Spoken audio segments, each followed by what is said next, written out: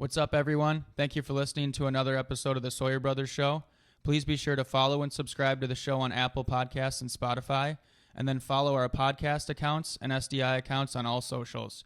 We post daily on Instagram, TikTok, Facebook, and YouTube. We appreciate the support and listens greatly.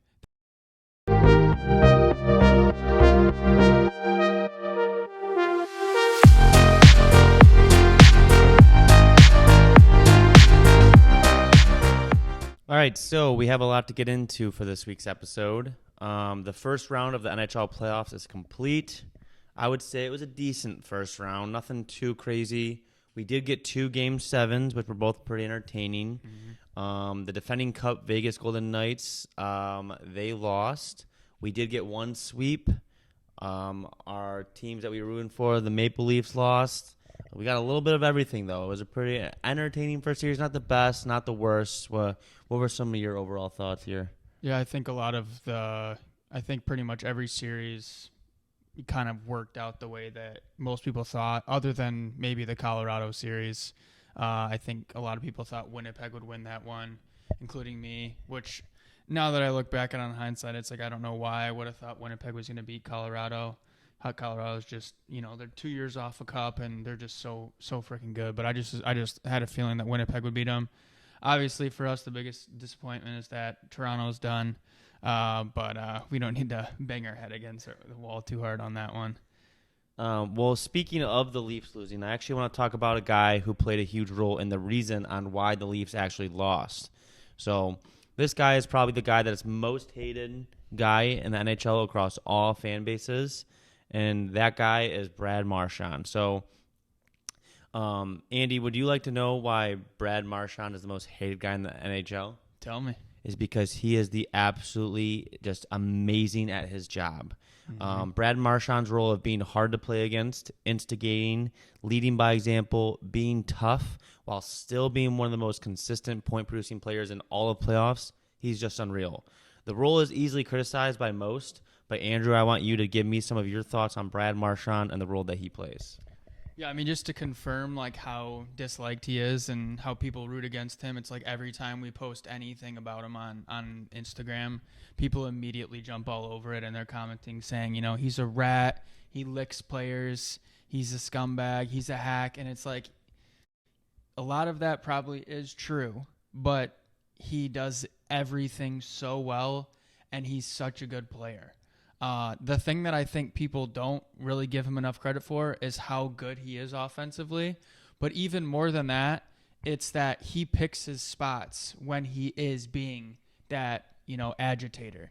Like there's a lot of things that have shown that when Boston's winning, he doesn't even do any of that. He just plays hockey. He's just low key, just plays like a more similar role because he doesn't want to get the other team riled up and give up momentum. It's when they're losing or when they're tied and the energy is at the other team's side and he's trying to get it back, that's when he starts doing all that crap to get the other team going. So he picks his spots with all that. And then, he set the record for the most playoff goals in Bruins history in the first round. And, it's one thing if you were set that record for Vegas. They've been in the league for 6 years. They have 6 years worth of playoff experiences potentially, where the Bruins, they're an original 6 team. Like if you're setting a record for an original 6 franchise, it's incredible. Mm-hmm. So yeah, he's unbelievable. I think you told me a story about that you heard or saw about how after one of the periods, they were in a huge moment and Jim Montgomery, the head coach of the Bruins, went up to Brad and said I'm not going to talk to the boys, take care of it. Mm-hmm. Yeah. He leaned down. It was like one of those mic'd up things on the bench. Montgomery basically just leaned down to Marchand and just said, it was as the buzzer went, he's like, I'm not coming to talk to the boys. You talk to them. Just tell them the energy's high. We need to keep it going and stay consistent for the next period. And it's pretty cliche stuff. It's not like he asked him to go explain, our forecheck or our power play or anything.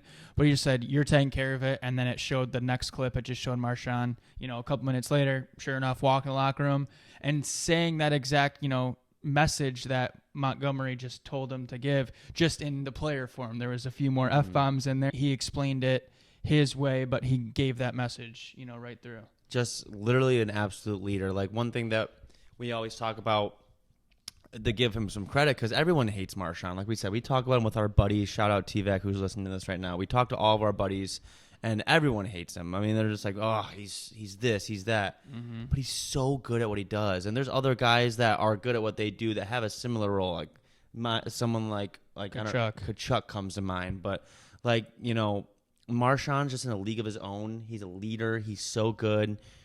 Like, every single team, like, our buddies and us, we all talk about how much we hate him. We talk about all of our players that we coach and stuff. They all hate him. But, man, would we love to have him on the teams that we root for. 100%. So. And the other thing I'll say, like, you know, we're obviously not around Marshawn, like, never met him and don't see, like, all his habits away from the rink. But the two things that I think can really, like, speak to him as well. One, he's played for Boston his whole career, right? Mm-hmm. And if you look at who the leaders were on his teams with him, you had Chara, you had Bergeron, you had Krejci, which are three guys that are like the staples of the Bruins organization that are right before him that probably just showed him the way. The second thing is that Sidney Crosby, everyone knows he's a freak when it comes to his work ethic. Everyone knows that Nathan McKinnon and Crosby work out together in the summer and everything. And Marchand is normally their third guy with them. So you have to work hard if you're going to survive hanging out with Crosby for the summer. And because I'm sure Crosby would probably look at him at one point and be like, dude, you're not hanging out with us. You're pulling us down and you're not worthy of training with us. Mm-hmm. But clearly that's not the case. So, yeah, he's so annoying and so frustrating whenever you're playing against him and when you're rooting against him.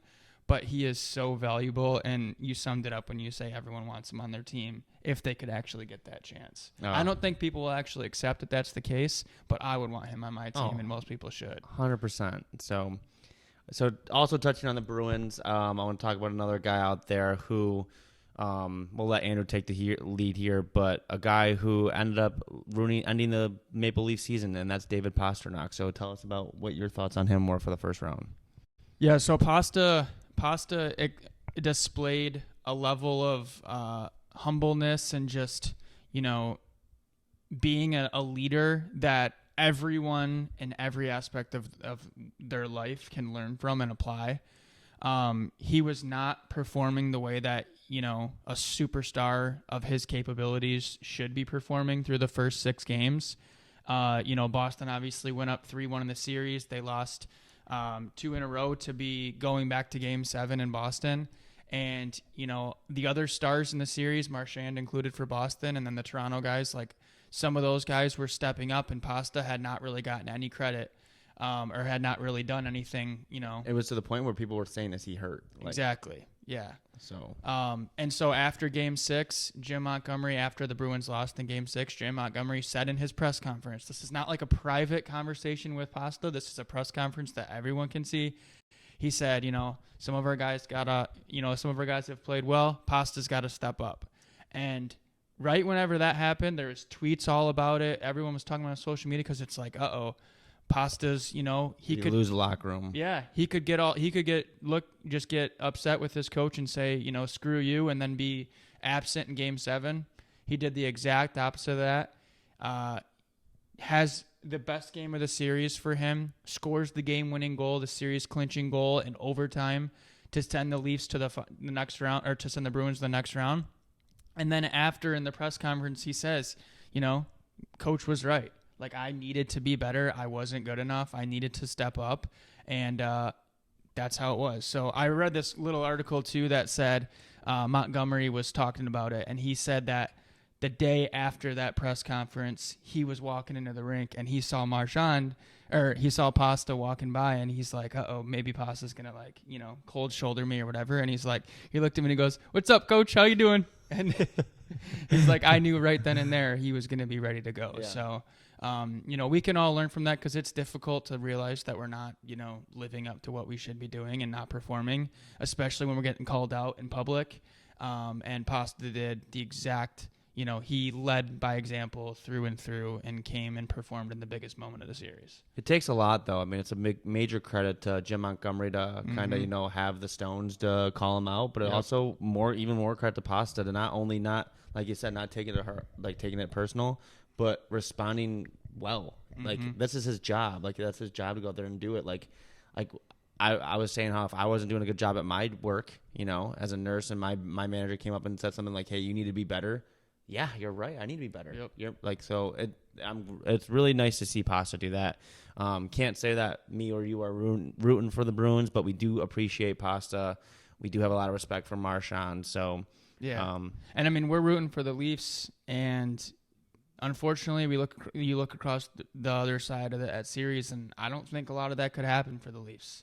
And we don't need to get into all that, but like,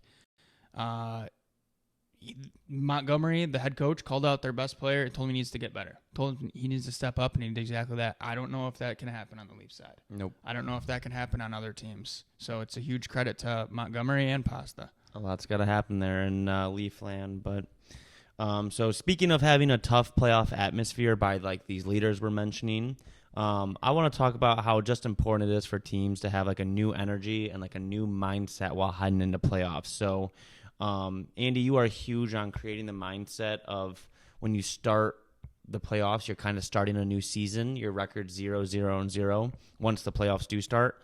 I want you to explain to me why this is so important, and like what are some things that teams and coaches or players can do to help change that environment and get that that whole new mindset for playoffs created. Yeah, I think a lot of it comes to just recognizing that it is a different season.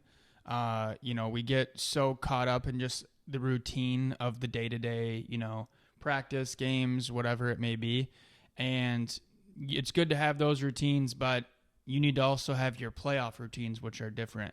Obviously, I can't speak from NHL experience, but my whole life, as far as like playing youth hockey and then playing high school hockey and playing junior hockey, playoffs feel different, and they're supposed to feel different. Oh, yeah. So, a few things that I immediately think about is when we played, high school hockey, every day of the season in the top corner of our whiteboard in the locker room had our record on it, So every single game, after the game we had one of our leaders to go up there and just erase it, update the record.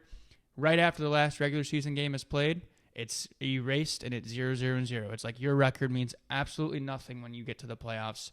It's all about what you've learned and what you've experienced to prepare yourself and your team for that rest of the season when it all matters. So, it's just that mindset of like things you don't do everything totally different, but you do need to do some things to get yourself kind of, in that different mindset, whether it's thinking about the record, whether it's wearing, like we would have when we coached the 04s a few years ago, when we had the playoffs, the first year we had the red stripe and the red tape that we put on the helmets for playoffs. And it's just little reminders that you can put that are so subtle, and they don't even necessarily make a difference in like scoring a goal. It's not like you're going to score a goal because you got red tape on your helmet, but it's just a reminder in your head to know, hey, this is a new season. This is different. You need to elevate your game here. No, 100%. I think what comes to my mind is how like for some reason for playoffs we all would like celebrate differently, or like the 04s would celebrate differently, or like just like you said, the energy just needs to be a little bit different. And do you think that like if obviously like you said it doesn't have a direct correlation to scoring more goals or whatever, but do you think that setting a new atmosphere can be very beneficial? 100%. Because for me, like, everyone knows that like start of the season you're fired up because you've been sitting around and you haven't been playing in big games or anything. So the start of the season you're really excited. You have that natural juice already. Then it comes November and December. You're a few months in, but you're also a few months from the end whenever it really matters. So it's kind of like there's those random days where everything's just kind of like you're kind of going through the motions, and you have to find those random things to get you going. Fast forward a few months to playoffs, obviously you're going to have the extra juice because you're excited for playoffs, but you also, for me, it's very important to have like different segments in life. Like you need to know like this time period, this happens, this time period, this happens. So for me, I need a closure of the regular season and I need a beginning of the playoffs. I'm with you. And it separates, those two things. Otherwise, it's just one big thing and it blends together and you can't even like, separate the two. And that can be, a disadvantage in my opinion, because other teams are getting going more in playoffs. And if you can't separate the two, it's just one big thing. Mm-hmm. For sure. So the next topic I want to touch on is just how important it is as a team that's competing in playoffs in any sport, but especially hockey, because so much can change so quickly. So Andrew, I want to touch on about how important it is on staying calm, confident, collected, regardless of the circumstances. So, like I said, a lot can change in most sports pretty quickly, but in hockey especially, so much can change so quickly. You see teams blow leads, like 1-2 goal leads, even 3 goal leads, in a matter of literally like minutes. Like the whole season. Like, I mean, think about. We'll revert back to the game 7 recently. Toronto scored, and for that a minute and 22 seconds, I'm like, Toronto's gonna win. And then Boston scored right away, and I'm like, all right, Boston's game over. Like Toronto, every single Toronto fan was like, we're doing this. Yep. And then a lot changed quickly. So, I want you to talk about how important it is for leaders and coaches or players to not get on why it's important to not get too high and positive when things are going good, but also not to get too negative and too low when things aren't going so smooth. Yeah, I mean, a game is long, a series is long when you're talking about the NHL. And, if we're just talking about any random game, like the season is long. So it's natural that a hockey game is going to be up and down throughout. You're going to get scored on. You're going to score a goal. There's going to be a power play. There's going to be a penalty. There's going to be a missed call that could really throw you off. You might have a goal that gets called back. But you just have to kind of stay with it and stay focused because you never know what's going to happen next. Last night, went to sleep. Colorado was down 3-0, and they ended up winning. I woke up this morning, looked at the highlights. The first text I saw this morning was in our group chat with their buddies, and it said, "What happened to the Stars?" And then the second thing I saw was when I opened up Instagram, it was a highlight of Colorado winning it in overtime. So they're down 3-0. They score 3 goals to tie it up, and they win it in overtime. So, you're never out of the game. Major credit to the Colorado Avalanche for that. Yeah. You're never out of the game unless you actually just accept that you are. If you believe that you're still in it, even when the odds say that you're not, if you just do it, you never know what bounce is going to happen right after that. And like you said, I mean, credit to Colorado. Look what they did a couple years ago. You can't win a Stanley Cup without realizing, or you can't win any championship without knowing that anything can happen. You got to keep going. Well, I think people just realize, fail to realize sometimes when we coach and we see players that sports and winning are hard. Not every team, not every player, not everyone who ever participated in sport is a champion or the best or is a winner or a state championship, national championship, Stanley Cup winner. It's really hard. A lot has to go right. A lot of things that are out of your control as a player, as a coach, a lot of things are out of your control. So I think it's really it's really important to recognize, hey, I got to control what I can control. But if things don't go perfectly, I just got to focus on what I can control. Yeah, try and help the environment, help the variables that you can have an impact on. But sports are hard. You got to be able to recognize, things aren't going to go perfectly. Yeah. Think about, I don't have the exact numbers, but think about the Vegas Golden Knights last year. They lost games. There were probably moments in their playoff run last year where they're like, we're not going to win, or we lost a series, or even if they didn't. I guess I can't say that because maybe they didn't, but at least they didn't get too up when they were winning, and they didn't get down too low when they were losing. So yeah. I think in order to be successful in a sport or in the playoffs or whatever, you really truly got to recognize and understand that, hey, things aren't always going to go point A to point B. So. Yep. It only looks that smooth whenever you're watching the highlight video after the season. You don't, right now there's one highlight video that's being actually made for the Stanley Cup. There's 16 teams that started, and there's going to be one video out of all 16 that whenever that comes out later this summer, later this fall, it's going to look like, hey, we won 4 rounds. We lost some games. We won some games. There's going to be random turning points. But right now there's 15 of them that are being made, but there's only one that's going to actually piece it all together and show them, winning the cup at the end. So it only looks that smooth when you look back at it. All right, so a couple things that more to do in this episode. So we are going to break down each series real quickly. We're not going to go too in depth, but just talk about each series, talk about who we have winning, and then we're going to play a little game at the end. So the first series we're going to go over is the Carolina Hurricanes versus the New York Rangers. So at the time of recording this, it is now currently 2-0 in the series. The New York Rangers are winning. They had big overtime win, right? Yeah, last night, big overtime Trocheck. win. They tied it late. I think there was like 10 minutes left in the third. Sent it to overtime, and then a power play goal in overtime. So it's 2-0 the Rangers. They won both their games at home. It's heading back to Carolina. What are your thoughts here on this series? What are you predicting to happen? Do you think Carolina will bounce back and steal both at home? Do you think they'll force 7? What do you got? I'm surprised it's 2-0. I think I would have thought it was going to be 1-1 and then 2-2, 3-3, and then all the way to a Game 7, which obviously can still go to a Game 7, but I have no idea who's going to win this series. I think it's huge that New York got both of them so far, but, I mean, Carolina's a good team, and they've been right at the top of the standings the whole year. I think most people thought that this series was going to be a good one, so I would assume that Carolina will come back and force it late in the series. I don't know if they'll get the next 2 in a row, but I think they'll force a Game 6 or a Game 7.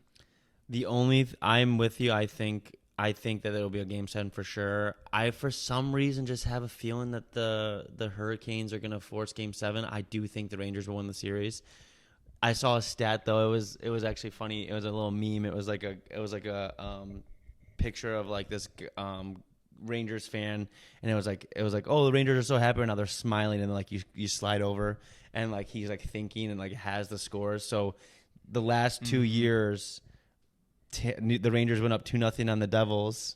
The Devils came back and won the series. Yeah. The year before, or maybe it was 2 years before that, they were up 2-0 on Tampa. Tampa came back and beat them. So going up 2-0 in the series doesn't mean anything for anyone, but especially the Rangers. So, so who is your pick? You have the Rangers or Carolina?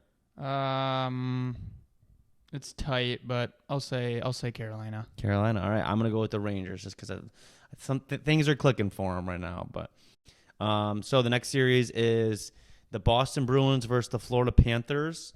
So the Florida Panthers will have home ice advantage. They already played Game 1, which Boston actually beat up on the Panthers 5-1. So it's 1-0 in the series. Boston. How do you see this series playing out? I think Florida will win the next 4 games. If they don't, they'll win it in 6. But Boston, I think, had the advantage of just playing Toronto and then 2 days later going right from Game 7 to a new series where Florida had to sit out for like a week and a half, which that seems to be a common, it's crazy how that's a common theme. Yeah, it's common theme and a common debate right now is like, are you at an advantage if you go and win Game 4 or to win Game 7? Because if you sweep the round, you have to wait, sit there and wait a week and a half for the next round to be ready. Where if you go to Game 7 like Boston did, you play over those 2.5 weeks, you have 2 days off, and then you immediately get into the next round. So I don't know. I just as like planning purposes, I'd obviously like to win as early as possible and then have a week off to kind of recover. But I guess based off recent scores, you don't always want that. It blows my mind how that's a trend in hockey, is how the team that is constantly playing with little rest, like you said, wins. But I hate voting against the Bruins because they're so good, but the Panthers are tough. I'm with you. I think the Panthers will end up winning this series. Yep. So we already touched on it real quick, but next we got the Colorado Avalanche versus the Dallas Stars. The Dallas Stars have home ice advantage, but actually lost Game 1 last night. Again, Andrew mentioned they were up 3-0. Colorado ended up coming back, forcing OT, and then winning in overtime. This series, I think, will be a bloodbath. I think it'll be going to Game 7. Yep. I would be shocked if it doesn't. Obviously a toss-up, but although I'm rooting for Dallas, I think Colorado will win in 7. Dallas has to take advantage of this opportunity. I mean, not because they're playing a weak team, obviously, but just because they're so good, and they've been one of the best teams in the league the whole year. There's a lot of hype around them. They've got young guys, they've got older guys, they've got a whole mix of ages. They have a great goalie.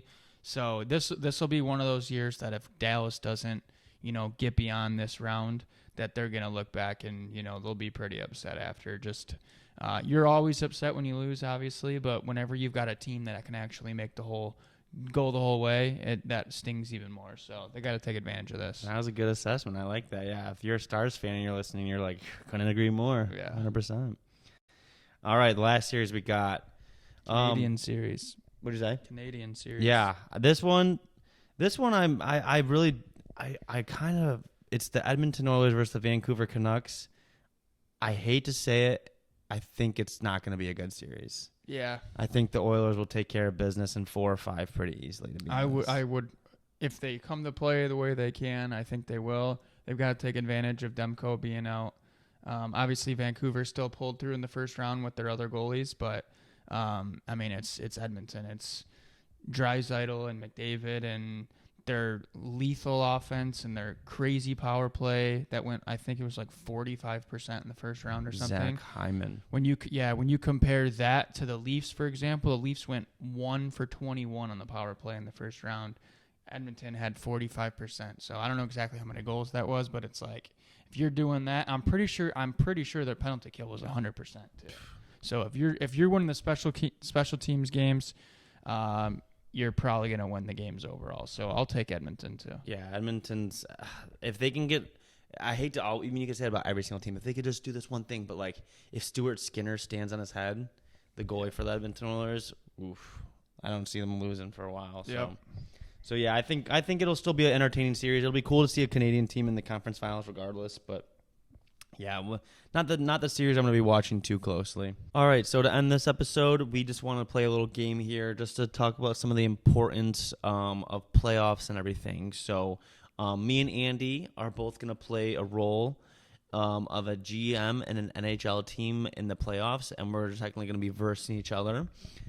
We are both at an auction and buying the perfect playoff team to verse each other. We both have $100 to spend. There are 5 different items for us to purchase. So we are going to prioritize how much money we want to bid on each category for how badly we truly want each item. So for like if the more important we believe the category is to winning, the higher the max bid we are willing to pay. Mm-hmm.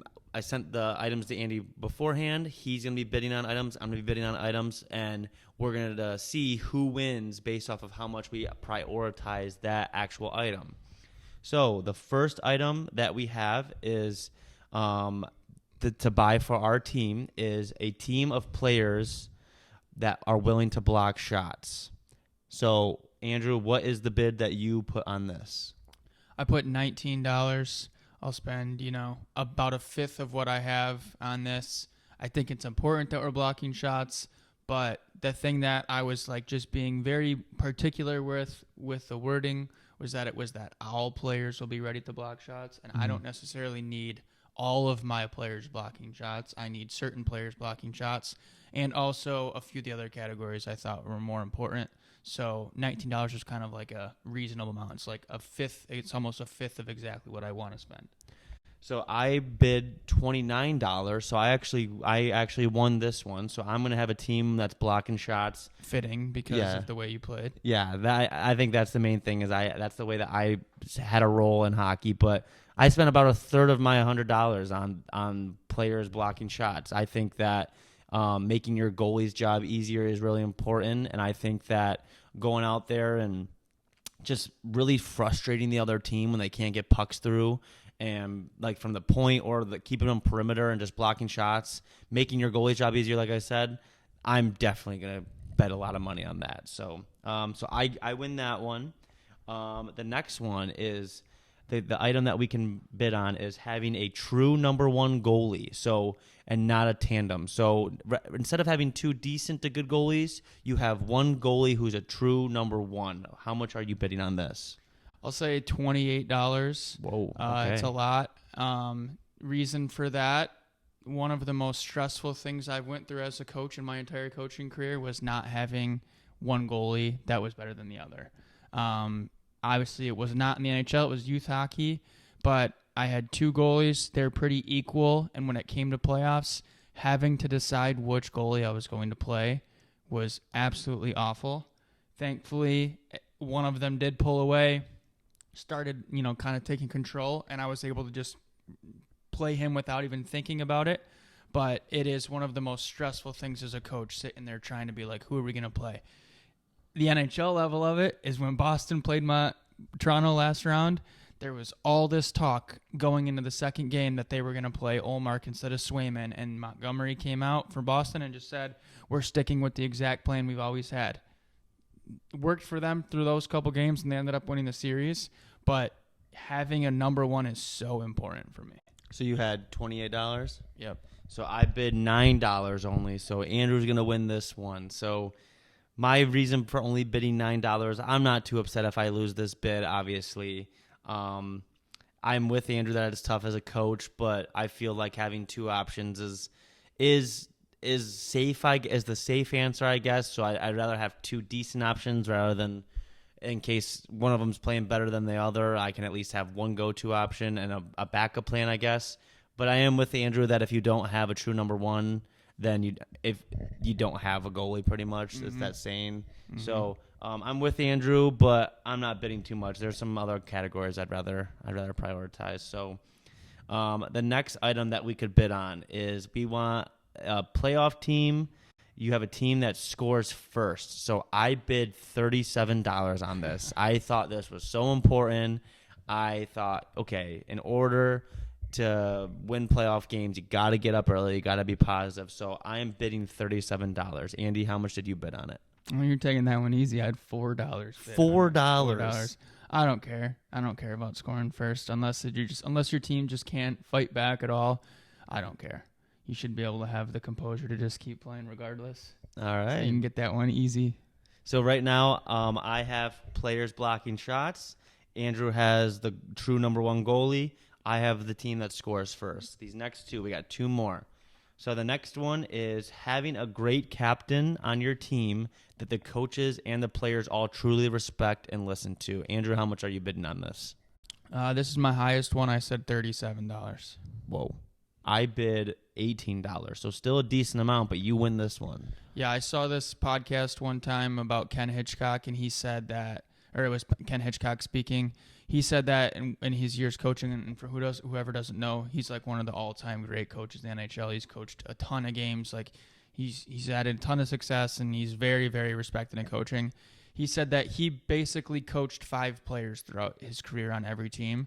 And the philosophy behind that was, he said he would basically have 5 players, a core of players on each team that he coached. And he said, I'm going to focus every single thing on those 5 players, and then they're going to be the ones that spread the message through the rest of the team.